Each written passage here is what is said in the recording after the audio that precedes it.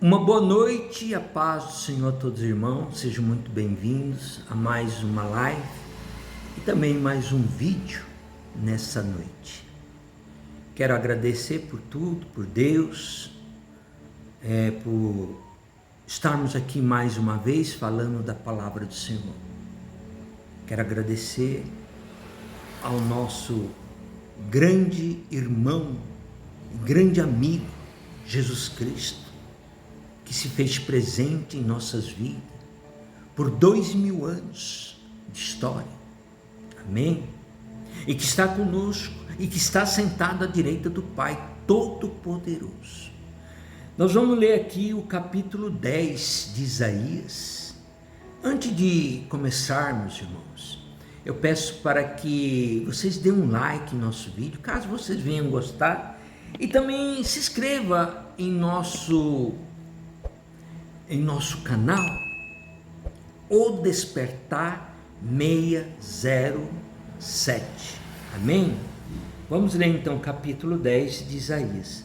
Ai dos que decretam leis injustas e dos escrivães que escrevem perversidade, para poder prejudicar os pobres em juízo e para arrebatarem o direito dos aflitos do meu povo, para despojares as viúvas e para roubarem os órfãos. Mas que fareis vós outros no dia da visitação e da assolação de que há de vir de longe? A quem recorrereis para obter socorro, e onde deixarei a vossa glória, sem que cada um se abata entre os presos e que caia entre os mortos? Com tudo isto, a sua ira não se apartou, mas ainda está estendida a sua mão. Amém? Glórias a Deus. Irmãos, estamos aqui mais uma vez para falar sobre esta palavra de Isaías 10, onde retrata de pessoas ou de seres que querem ser pessoas e que decretam leis injustas. É exatamente isto que está falando esta palavra. Vocês já viram isto na nossa vida? As pessoas que decretam coisas ruins principalmente para os pobres, oprimidos, aqueles que não têm voz, aqueles que são aleijados, aqueles que são viúvos, aqueles que estão em orfanato, aqueles que estão em asilos, ou aqueles que estão nas ruas, debaixo de viaduto. O pecado, irmão, do homem é muito grave. O homem, ele não tem sensibilidade e ele não tem coração com ninguém. Ele não quer saber de nada e de ninguém. Ele só vê uma coisa, irmão: o seu bolso. Infelizmente, essa é uma realidade nua e crua. Eles não se importam com o que está acontecendo, se a pessoa está passando fome, se a pessoa está passando sede, se a pessoa está assim ou assado. Eles não querem saber, desde que ele esteja nas suas mansões, nos seus casarões. Eles não querem saber. Então nós, irmãos, estamos vendo aqui esta palavra.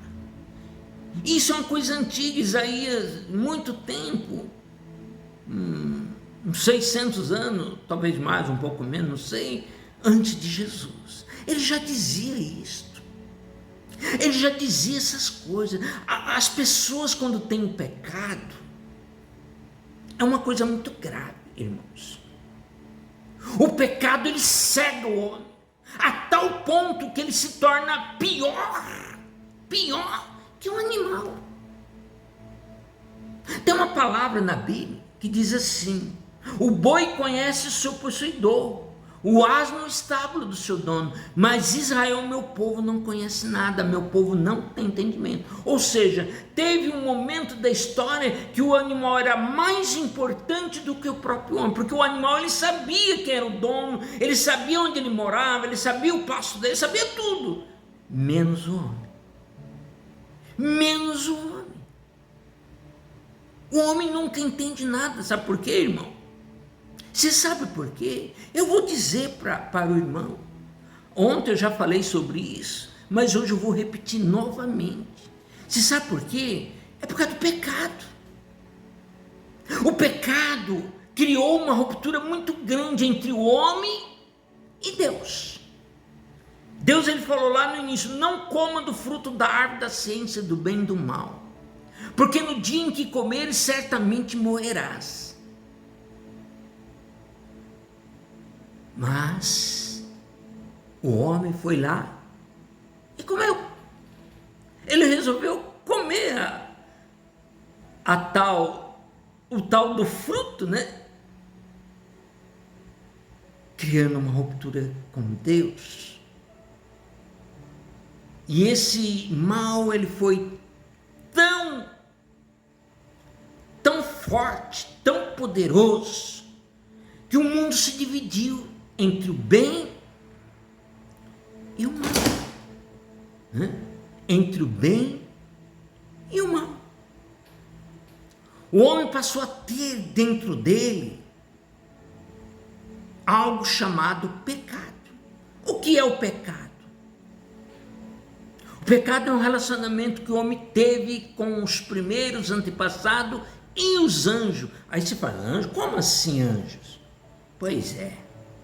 Aquele anjo lá, aquela tal de serpente, não era uma serpente, era um anjo. Era um tal de anjo.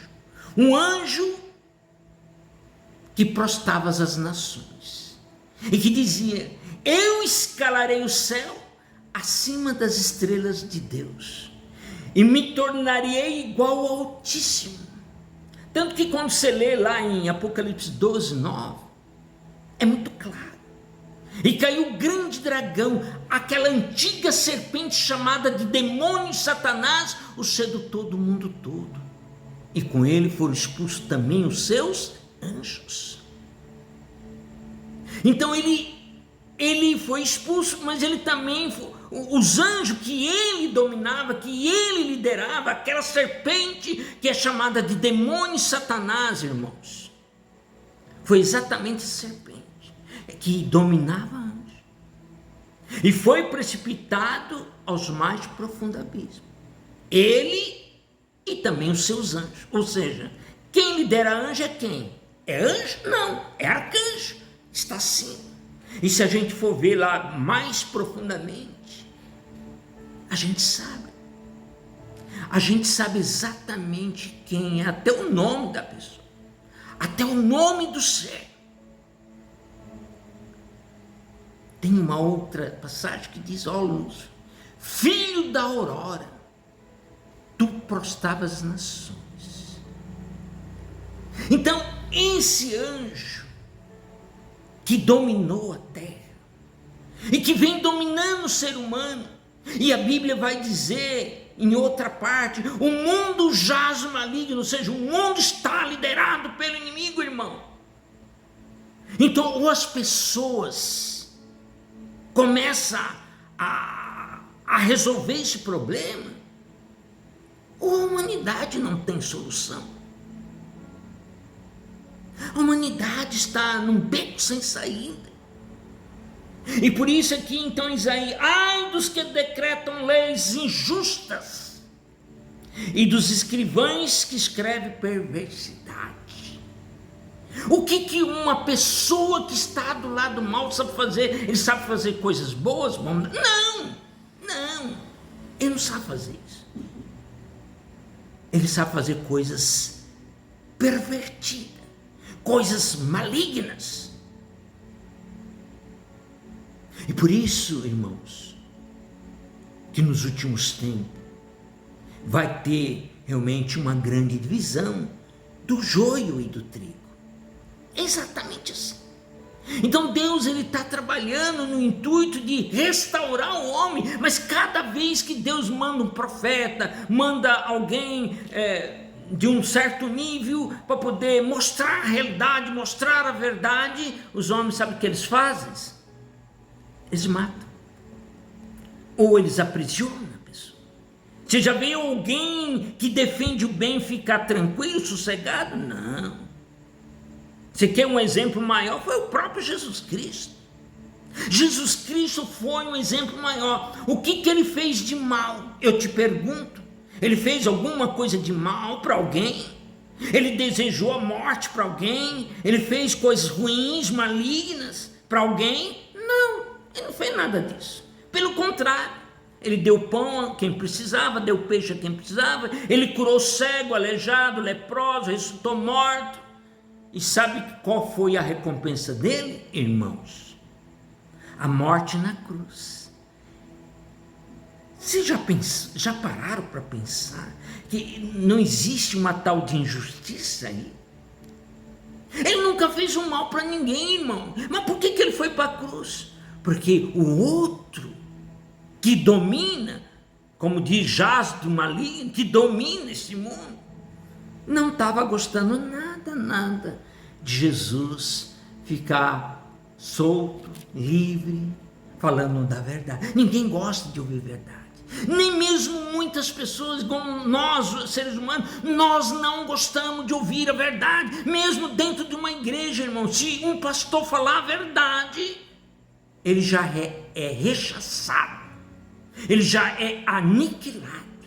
Ninguém gosta de ouvir a verdade, porque a verdade incomoda.